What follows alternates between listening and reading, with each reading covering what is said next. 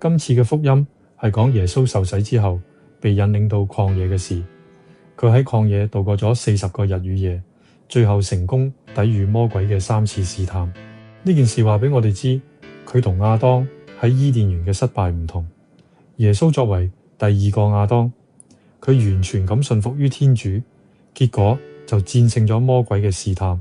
佢呢個成功亦證明咗佢有能力成為我哋嘅救主。呢段經文亦好明確咁話俾我哋知抵禦誘惑嘅方法。耶穌喺3次試探裏面都係用經文駁斥魔鬼，證明熟讀同埋正確運用聖經係戰勝試探嘅關鍵。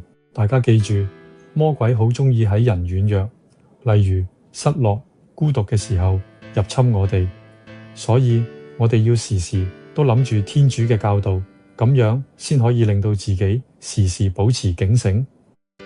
那時候，耶穌被聖神領到曠野，為受魔鬼的試探。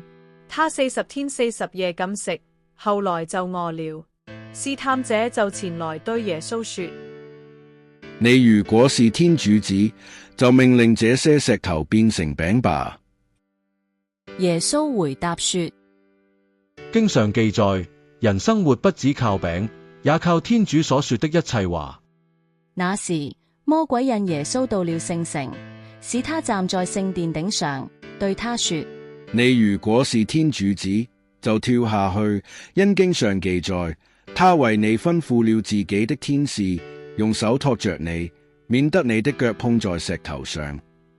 耶穌對魔鬼說：經上又記載，你不可試探上主，你的天主。魔鬼又把耶穌帶到一座極高的山上，將普世萬國及其榮華指給他看，對他說：你如果俯伏朝拜我，我必把這一切交給你。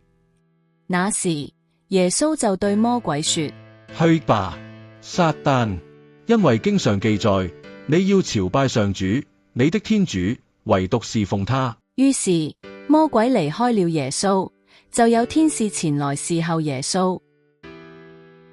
喺呢個時候，我真係要讚下你，因為你有足夠嘅能力去抵禦呢個花花世界嘅誘惑。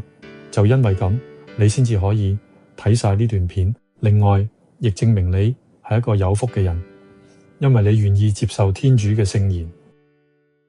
下次再見，拜拜。